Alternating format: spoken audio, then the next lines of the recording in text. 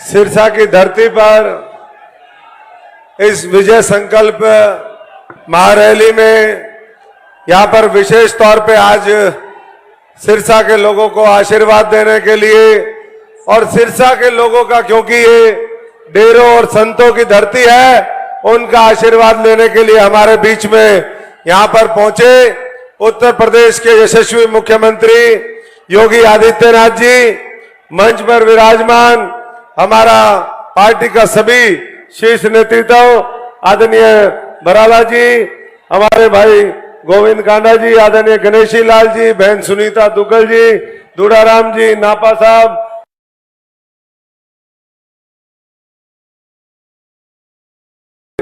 यहाँ पर चोपड़ा साहब, भाई मीनू बेनीवाल जी, सभी हमारे संत महात्मागण जो आज मंच पर बैठे हैं, राव नरबीर जी, भाई आदित्य जी, भाई वेद फूला जी, हमारी बहन निताशा जी और मंच पर बैठे सभी नेतागण और सामने बैठे मेरे बहुत ही जुझारू सभी सम्मानित पिता समान बुजुर्गों, नौजवान साथियों, माताओं, बहनों, प्यारे बच्चों, जहां तक भी आवाज जा रही हमारे मंडी के सभी शहरवासी, सभी साथी, मैं आज आप सब की तरफ से यहां पर आदरणीय मुख्यमंत्री जी का बहुत बहुत अभिनंदन करता हूं, बहुत बहुत स्वागत करता हूं।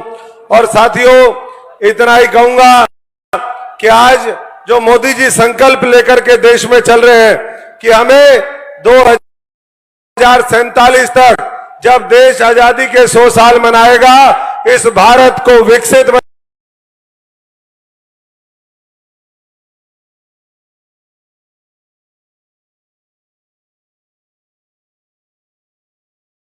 कहेंगे कि मोदी जी के साथ जिस तरीके से मिलकर के वो लगे हैं, ये सिरसा के लोग भी आने वाले 25 तारीख को जब वोट पड़ेंगी तो एक दिव्य भव्य सुंदर नया फूल सिरसा के लोग मोदी जी को, आपको जो 400 पार का गुलदस्ता देंगे, उसमें एक दिव्य ये फूल हमारा कमल का फूल होगा।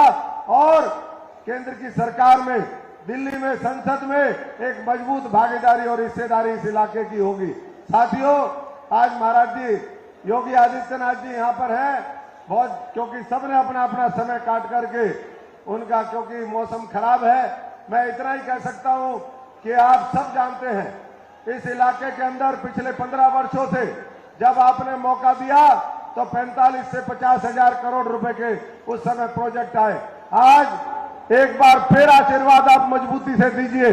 आज कोई ऐसा हमारा इलाका नहीं जहां पर किसान मजदूर से लेकर के हर वर्ग का भला ना किया हो। ये सरसाईनाथ की धरती है हमारे। इसी तरीके से डेरा हमारे सच्चा सौदा, डेरा राधा स्वामी, डेरा बाबा भूमन शाह और डेरा जगमाल वाली तमाम डेरों की ये धरती आज बाबा जी का स्वागत करती है और यही कहेगी कि भविष्य में आप सबका जब आशीर्वाद मिलेगा तो निश्चित तौर पर ये सिरसा भी आगे जाएगा।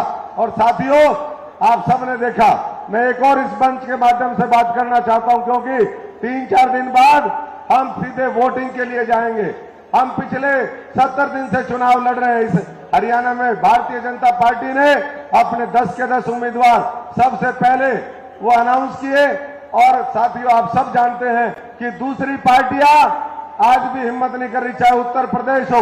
उत्तर प्रदेश से छोड़ करके लोगों को साउथ में भागना पड़ा। ऐसे ही जो हमारे सामने उम्मीदवार है अशोक तंवर, हो सकता है आज संयोग ऐसा बना कि आज प्रभु राम की कृपा हुई, नरेंद्र मोदी जी और इस नेतृत्व की कृपा हुई, तो आपके बीच में भारतीय जनता पार्टी के यहां पर कमल का फूल लेकर के आया है। लेकिन हम मैदान छोड़ करके नहीं भागे साथियों। लोग यहां से मैदान छोड़ करके भाग जाते हैं, लोगों को धोखा देने का काम करते हैं। 20-20, 30-30 लाख की आबादी को धोखा देके कभी वो बाहर जाते, कभी यहां जाते।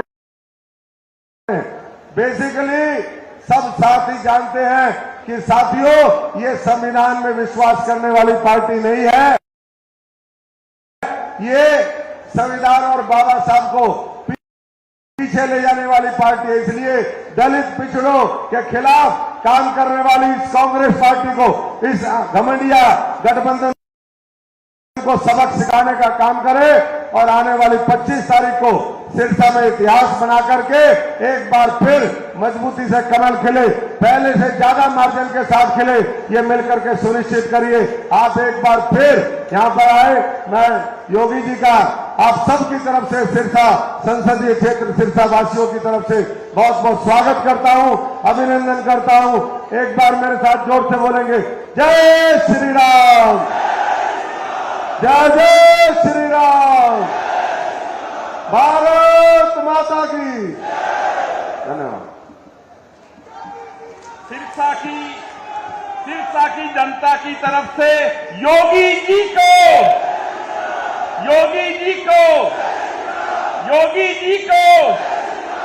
आग लगी आकाश में, झरझर पड़े अंगार, संत ना होते जगत में तो जल उठता संसार। मैं आज यूपी के मुख्यमंत्री, हिंदुत्व को जगाने वाले बाबा सरसाईनाथ की इस धरा पर आदित्य योगीनाथ जी को बुला रहा हूं आपके सामने, और उनको हम सिरसा की जनता आज अहोभाग्य है कि हमारे बीच में आदित्य योगीनाथ जी पहुंचे हैं।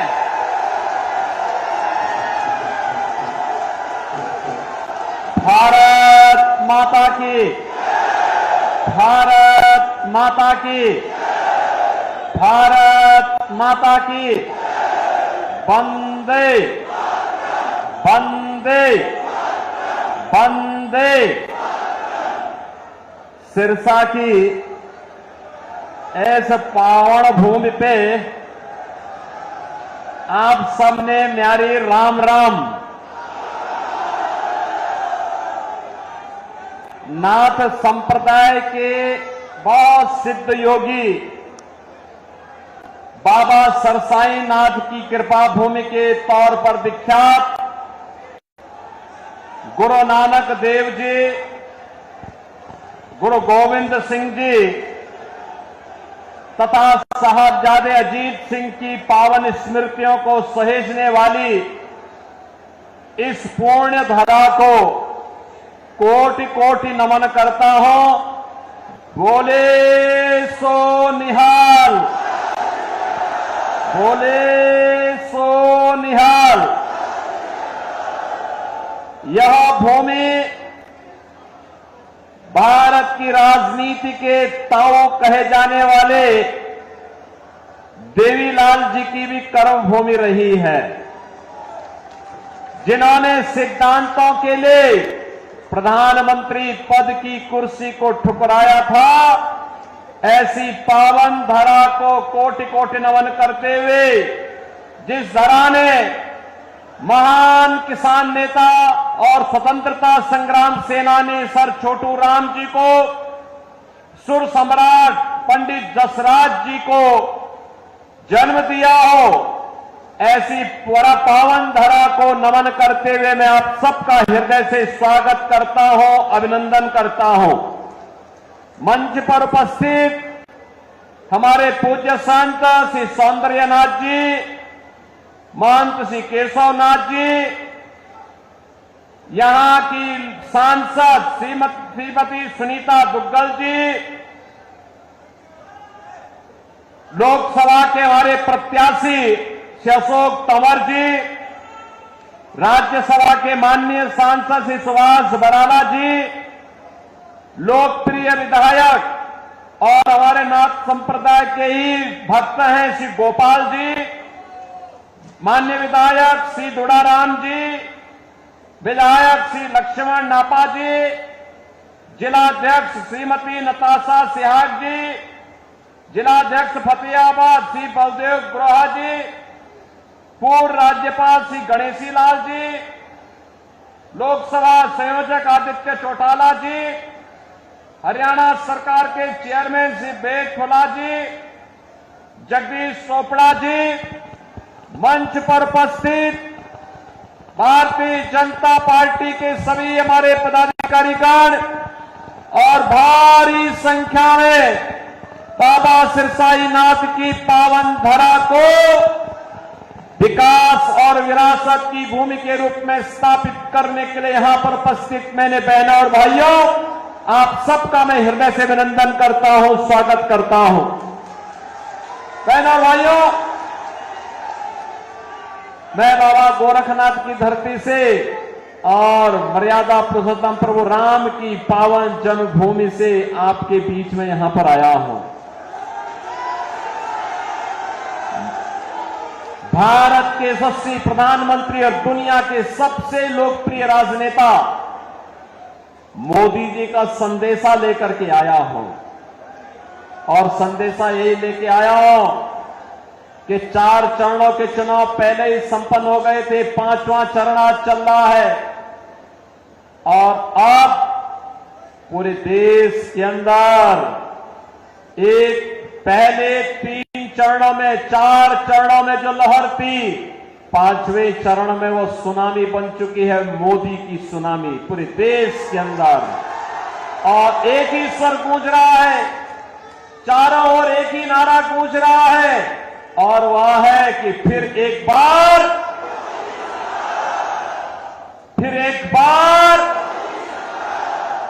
तीसरी बार,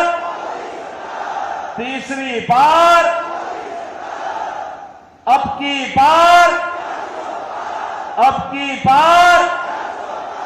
जब हम 400 पार की बात करते हैं तो बहन और भाइयों, कांग्रेस को चक्कर आने लगता है, और चक्कर इसलिए आने लगता है क्योंकि 400 सीटों पर तो चुनाव ही नहीं लड़ रही है, तो जीतेगी कैसे। और इसीलिए तो मैं कह रहा हूं, जनता जनार्दन से जवाब देती है। क्या जवाब देती है? जवाब देती है कि जो राम को लाए हैं,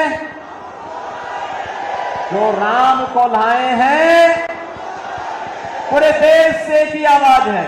और बहनों, और विरासत और विकास की अद्भुत संगम, अयोध्या में रामलला आ गए, और कांग्रेस को तो सत्ता की इतनी जल्दी थी कि करतारपुर साहब को ये भूल गई थी।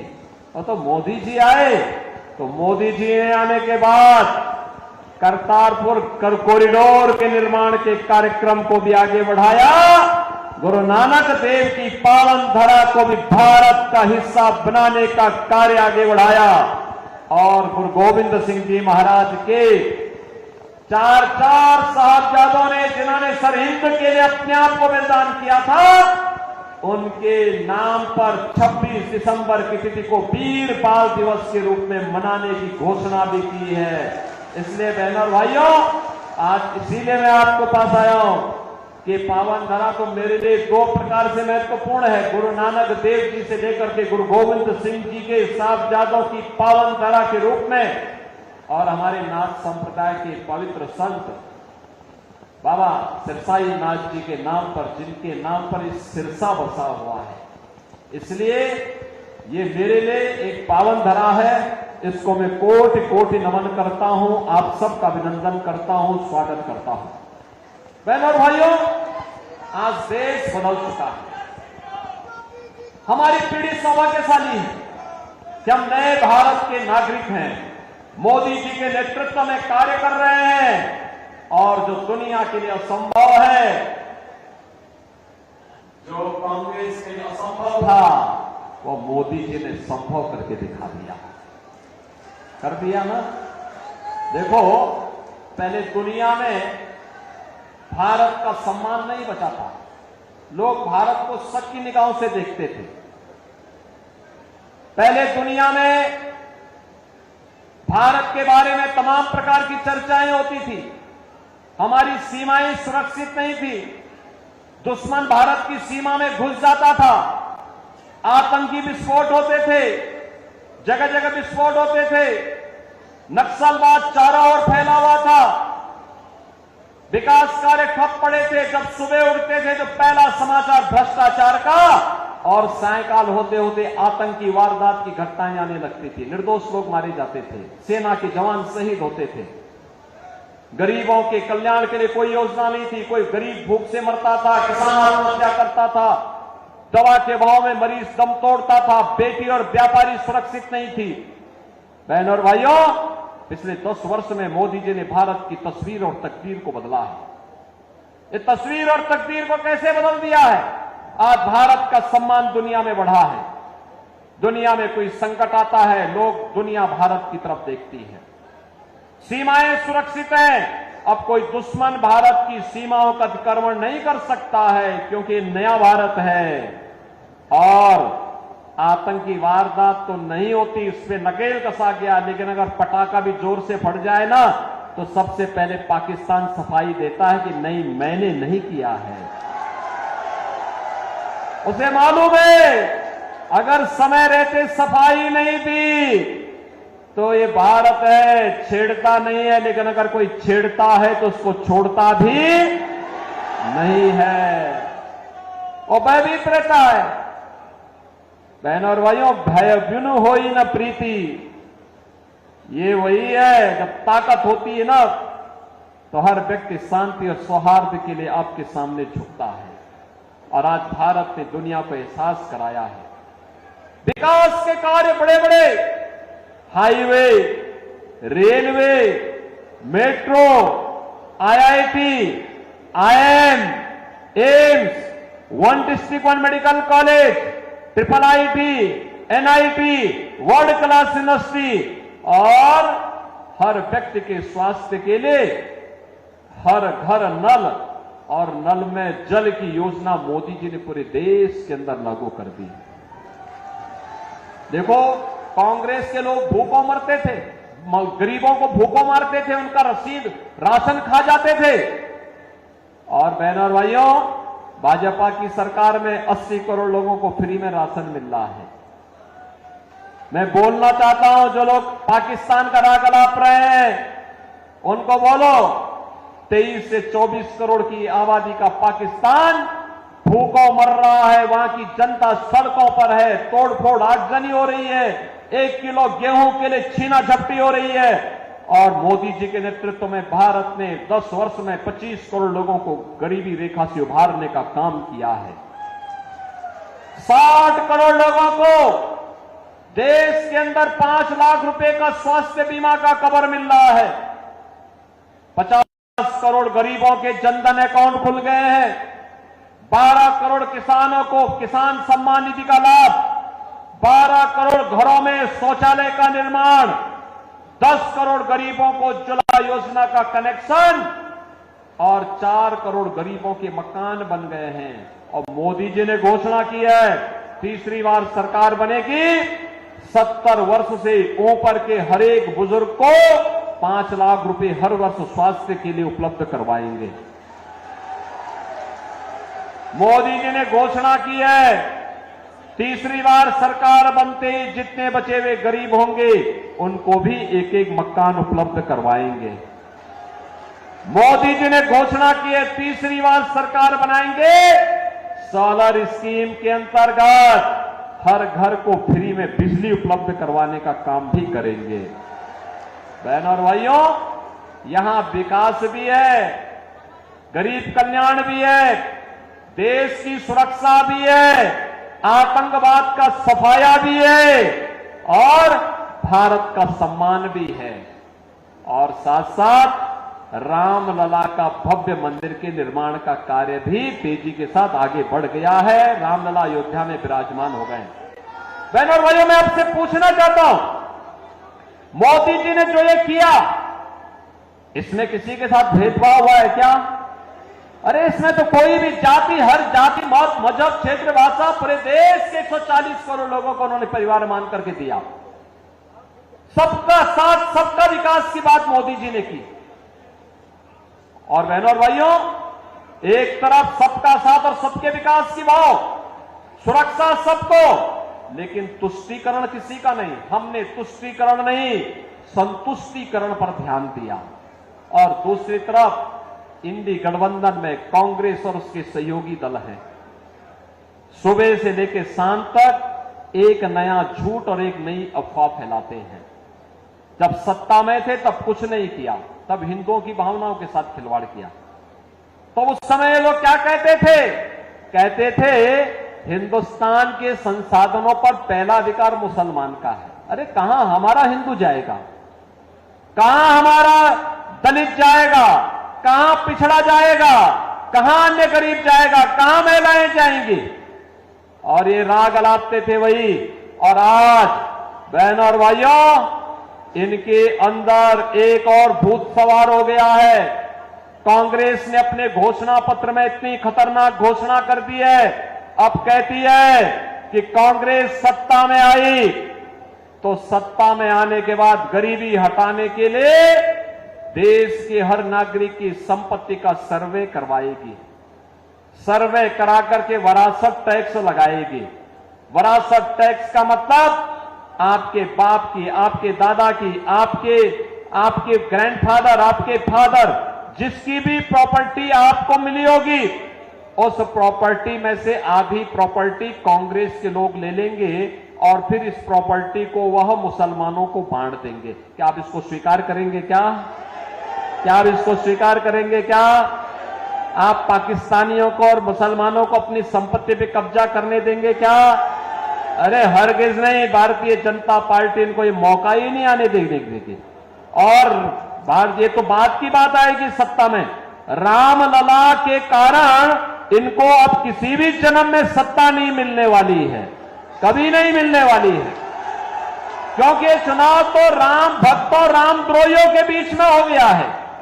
ये तो रामद्रोही है, हमेशा राम का विरोध किए हैं, भारत की विरासत का विरोध किए हैं।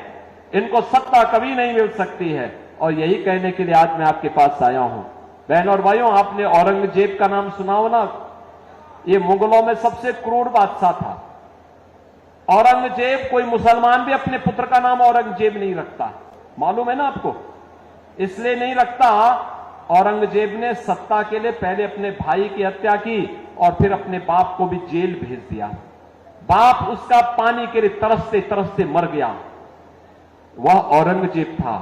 और अब औरंगजेब की आत्मा कांग्रेस के अंदर घुस गई है, इसीलिए वह वरासत टैक्स के नाम पर ये जजिया कर आप पे लगा रही है। ये जजिया कर औरंगजेब ने ही भारत में लगाया था। कहा था कि या तो जजिया कर दो और नहीं तो मुसलमान बनो। और कांग्रेस भी यही करना चाहती है। क्या आप इसको स्वीकार करेंगे? क्या आप इसको स्वीकार करेंगे? क्या हम भारत को विभाजन की ओर ले जाएंगे? क्या? अरे राम जन्मभूमि का जो पुण्य आपके साथ जुड़ा हुआ है, आप भी कह सकते हैं, सिरसावासी भी कह सकते हैं कि हमने तो यहां से कमल खिलाने का काम पिछली बार भी किया था। श्रीमती सुनीता दुग्गल को चुनाव जिता करके भेजा था, मोदी जी को प्रधानमंत्री हमने बनाया था। मोदी जी प्रधानमंत्री बने तब अयोध्या में राम मंदिर के निर्माण का मार्ग प्रशस्त हुआ। ये श्रेय तो आपके ऊपर गया। नेतृत्व तो मोदी जी का है, लेकिन श्रेय तो आपको जाता है। ये पुण्य आपको प्राप्त हुआ है, ये पुण्य आपके साथ जुड़ा हुआ है। इस पुण्य से वंचित नहीं होना है। और इसीलिए देश के अंदर जो आवाज आ रही है, वो आवाज यही है, हर जवान से एक ही आवाज है, और वो आवाज है जो राम को लाए हैं, जो राम को लाए हैं। और राम को लाने वालों को फिर से देश की सत्ता सौंपनी है। सौंपने को तैयार हैं? सभी सिरसावासी तैयार हैं? सभी लोग तैयार हैं? सहमत हैं? यहां से भारतीय जनता पार्टी के हमारे लोकप्रिय प्रत्याशी, युवा और जुझारू प्रत्याशी श्री अशोक तंवर चुनाव जीत करके जाएंगे। लेकिन बहनों और भाइयों, आपके पास 5 दिन का समय है। इन 5 दिनों में मोदी जी का संदेश घर घर पहुंचाएंगे। यह काम है। पहले मुझे बताओ, कितने लोग हैं जो कमल खिलाने के लिए अपने आप को 5 दिन का समय देंगे? भाई पूरा सिरसा ही तैयार है। अब इसमें मेरी बात सुनो, 2 काम करना है। आपने मेरे सामने संकल्प लिया है 2 काम। एक, हर व्यक्ति को प्रतिदिन 5 घर जाना है। उस परिवार के हर एक सदस्य से मिलकर के उससे कहना है, 18 वर्ष से हर वयस्क मतदाता को बोलना है कि देखो, आत्मनिर्भर और विकसित भारत के लिए हमें मोदी जी को फिर से प्रधानमंत्री बनाना है। मोदी जी को प्रधानमंत्री बनाना है तो इसके लिए कमल खिलाना है। और श्री अशोक तंवर जब यहां से चुनाव जीत करके जाएंगे तो मोदी जी 400 पार के लक्ष्य के साथ जाएंगे। तो बहनों और भाइयों, सारी समस्याओं का समाधान करेंगे। जाएंगे 5 दिन में 25 घर, और चुनाव के दिन उन 25 घरों को मतदान भी कराना है। कराएंगे? सहमत हैं? सभी लोग सहमत हैं? तो फिर मेरे साथ बोलेंगे, भारत माता की, भारत माता की, भारत माता की जय श्री राम, जय जय श्री राम, जय जय श्री राम।